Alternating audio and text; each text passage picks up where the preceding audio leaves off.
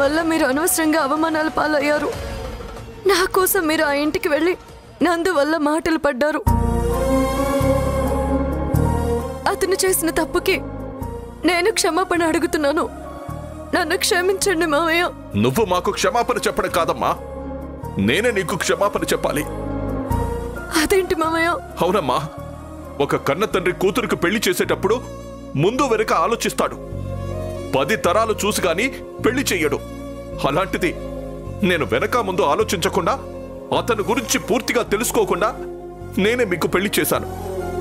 అది ఎంత పెద్ద తప్పు నాకీరోజు తెలిసొచ్చిందమ్మా. నీ జీవితం ఇలా అవ్వడానికి కారణం నేనమ్మా. అందుకే నువ్వే నన్ను క్షమించాలమ్మా. అలా అనకండి మావయ్య. ఒక మామగారి స్థానంలో ఉండి నాకు కన్న తండ్రిలో నిలబడి నాకు పెళ్లి చేశారు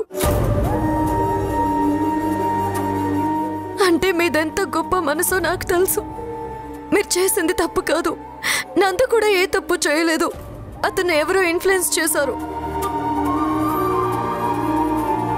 అది అతనికి అర్థమయ్యేలా చేయడం నా కనీస బాధ్యత. నేను ఖచ్చితంగా నిరూపిస్తాను మామయ్య. చూడమ్మా, ఇంత జరిగిన తర్వాత మళ్ళీ మీరిద్దరూ కలుస్తారనే నమ్మకం మాత్రం మాకు లేదమ్మా. ఎందుకంటే ఆ ఇంట్లో ప్రతి ఒక్కరూ నిన్ను ద్వేషిస్తున్నారే తప్ప నిన్ను అర్థం చేసుకునే వాళ్ళు లేరు. నువ్వు ఎంత కష్టపడినా అది వృధా ప్రయాసే అవుతుందని నేను అనుకుంటున్నాను. లేదత్తయ్య, ఇప్పుడు నేనేంటో ప్రూవ్ చేసుకోకుండా మీతో పాటు వచ్చేస్తే నా మీద పడిన నింద నిజమైపోతుంది.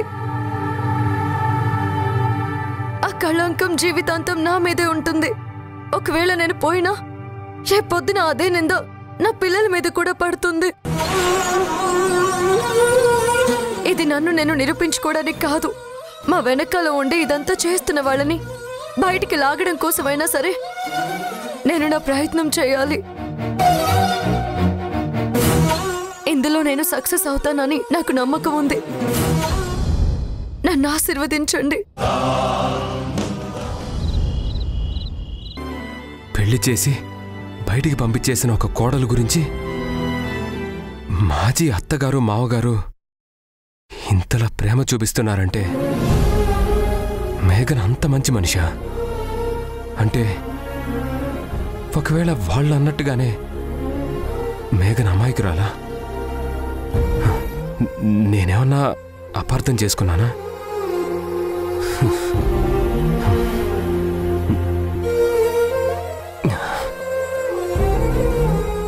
లేదో, తను మంచిదైతే అయ్యుండొచ్చు, కానీ నన్ను పెళ్లి చేసుకొని కూడా ఇంకా తన మాజీ భర్త అమర్నే తలుచుకుంటూ అతని ఫోటో చూస్తూ గడపడం ఏంటి?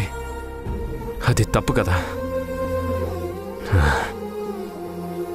లేదు, తను నిజంగా ఫోటో చూడలేదంటుంది కదా. ఒకవేళ తను అన్నది నిజమేనా?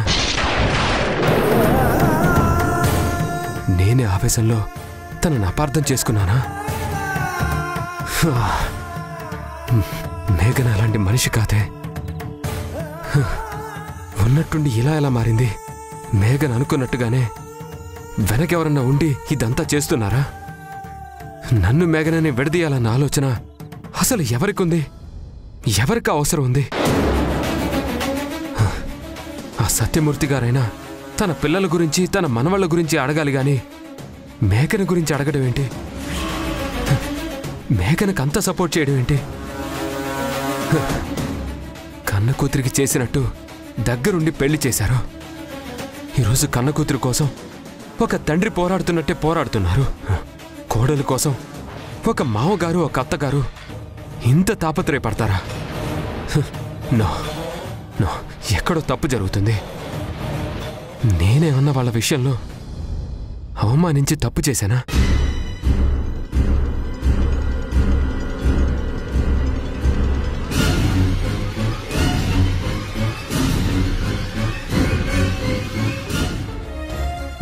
ఒకవేళ నీ కోపం వచ్చి నిన్నేదన్నా అని నువ్వే దూరంగా వెళ్ళిపోతే అప్పుడు నా పరిస్థితి ఏంటి? సరే నందు, ఒక పని చేద్దాం.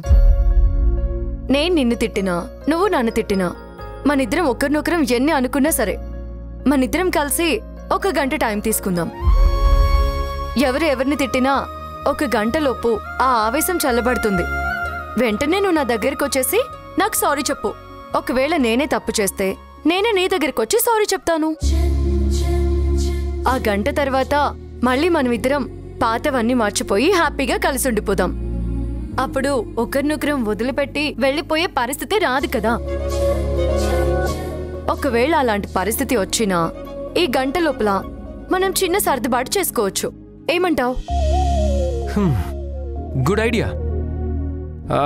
మరైతే పెట్టు.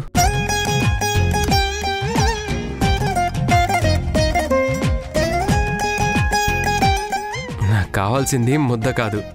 మరి దానికి ఓ కొమ్ము తగిలించి పెట్టు. అంటే ముద్దకి కొమ్ము తగిలిస్తే ముద్దు.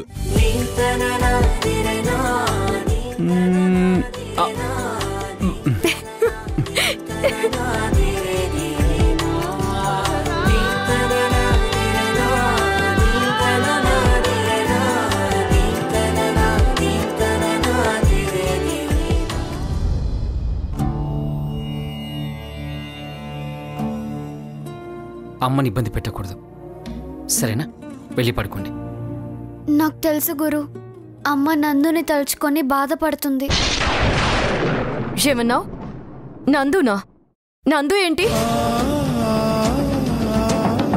నాన్నని పట్టుకుని అలా పేరు పెట్టి పిలుస్తావా? అసలు నీకు బుద్ధుందా?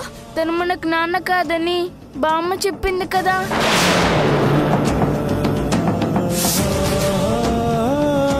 అవునమ్మా, నందు మీకేమీ కాడు అని బామ్మ ముందే చెప్పింది.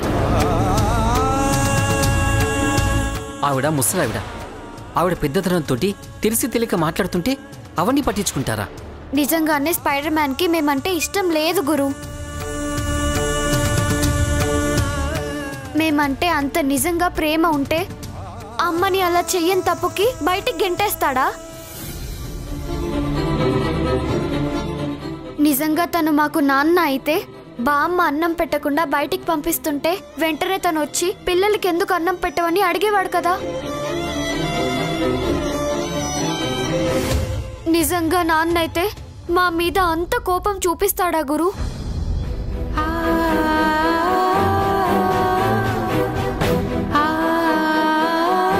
అసలు అంతకు ముందు మాతో ఎంత బాగుండేవాడు, ఆ తర్వాత అసలు మాతో మాట్లాడడమే మానేశాడు.